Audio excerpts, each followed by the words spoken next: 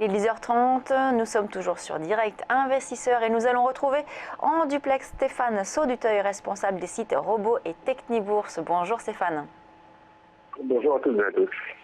Alors comme souvent avec vous, on parle des indices, notamment l'indice européen pour commencer, l'indice parisien même pour commencer, le CAC 40 qui a fortement chuté hier, plus de 2,47% de baisse. Ce matin, on a commencé dans le vert et puis finalement là on rebaisse, on est vers les 4502 points, seuil psychologique, les 4005. Est-ce que selon vous c'est un bon point d'entrée pour repartir à l'achat ou au contraire on attend la cassure de ce niveau pour voir si on ne continue pas à baisser? Quel est votre sentiment sur ces indices ce matin?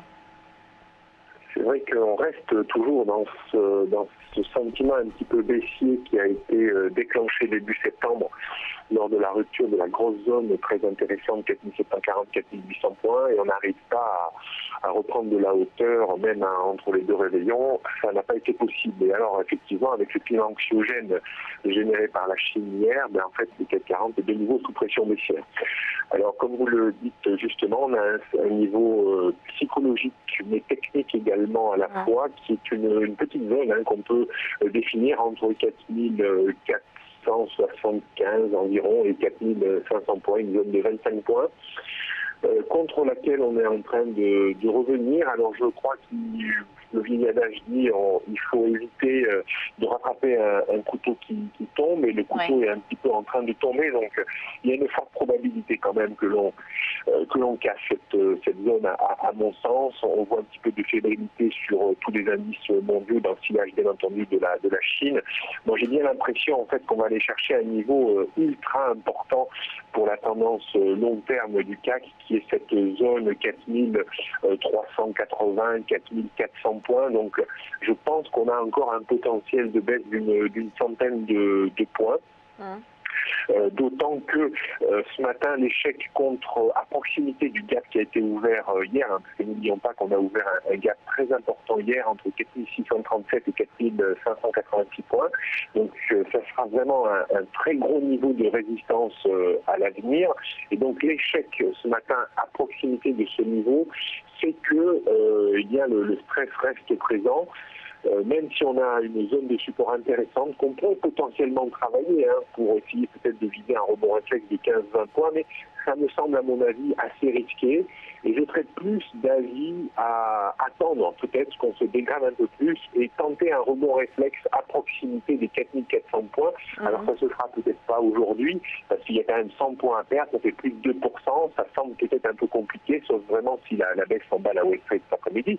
Mais voilà, je serais un petit peu plutôt à chercher à vendre sur rebond. Ce matin, il y avait une belle opportunité à proximité du gap. Bon, maintenant, est-ce qu'on remontera à proximité de ce gap en cours de journée? Rien n'est moins sûr. Par contre, on pourrait jouer effectivement une stratégie un peu de breakout si on s'enfonçait sous 4475 points, auquel cas, effectivement, on pourrait certainement aller chercher au moins une vingtaine de points en accélération baissière. Voilà un petit peu l'idée, mais le climat est lourd et je pense qu'on a au moins une centaine de points à perdre encore. Ce matin, j'ai eu beaucoup d'intervenants qui m'ont parlé de, en effet, soit des stratégies d'achat sur rebond, enfin sur repli, pardon, et soit de la vente sur rebond. Donc vous êtes plutôt du côté de l'achat suite à un repli.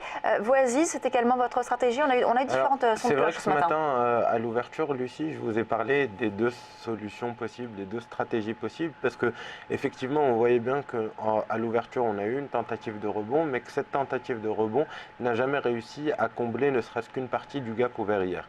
On a échoué quasiment sur le même niveau du gap, de la borne basse du gap baissier ouvert hier, et vous voyez bien que depuis, on a eu ce mouvement de repli. Donc la stratégie qu'il aurait fallu privilégier, effectivement, ça aurait été celle de vendre sur ce rebond. Donc on va chercher plutôt à jouer une stratégie de range sur le CAC, en tout cas entre 4500 et 4560, 80, voire vendre un retour sur les 4580, éventuellement essayer de payer mais avec un peu moins de conviction parce qu'on voit bien que la pression vendeuse est là, payer un retour sur les 4500 voire les 4488 pour avoir un peu de bruit en cas d'excès de volatilité, mais globalement on est dans un range entre 4500 et 4560 et du coup il faudra essayer de vendre les rebonds et d'acheter sur repli.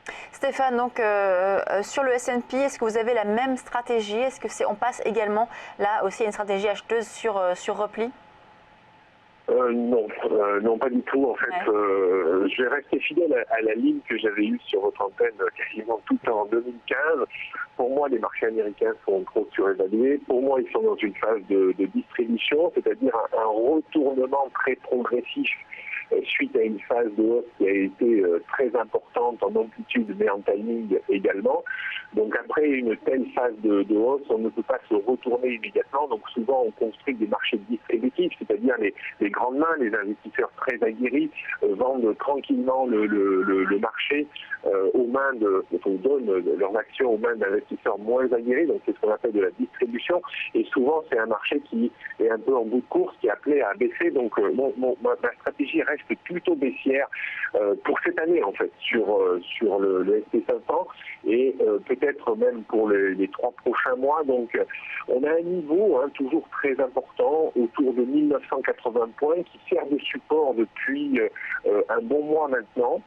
Donc je ne serais pas d'avis d'acheter ce support, même si techniquement on pourrait, pour viser un rebond réflexe. On voit qu'hier soir on a eu un rebond réflexe de presque 30 points sur ce niveau, donc c'est toujours bon à prendre. Mais moi je reste toujours dans l'idée qu'on devrait baisser sur les marchés américains entre 15 et 20% cette année. Donc je crois qu'il faudra vendre la rupture de 1980 points sur le S&P 500 pour viser un retour à minima vers 1900 points. Mais je crois qu'on peut se permettre éventuellement de traîner un reliquat de solde vendeurs sur les marchés américains le plus longtemps possible, parce que je ne serais pas étonné de voir un S&P 500 sur 1800 voire 1700 points dans le courant de cette année.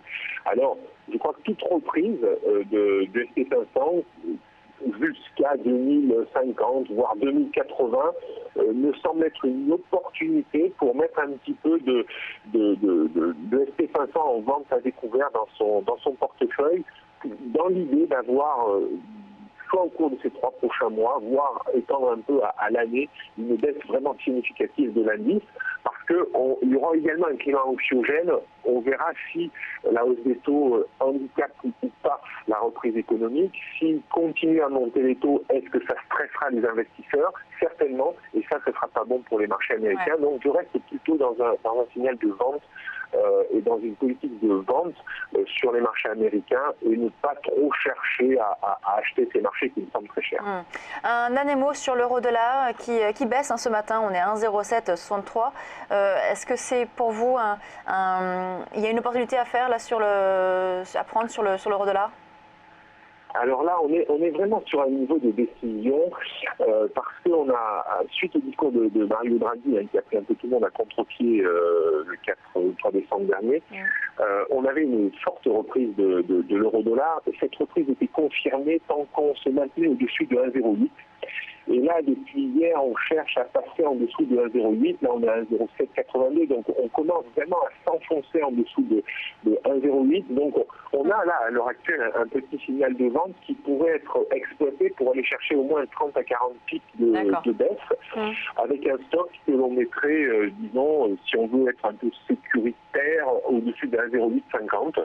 Donc là, on repasse un peu du mauvais côté de la barrière sur l'euro-dollar. D'accord. Merci Stéphane Sonuteuil, donc responsable du site Technibourse. On passe à la suite de Direct Investisseur.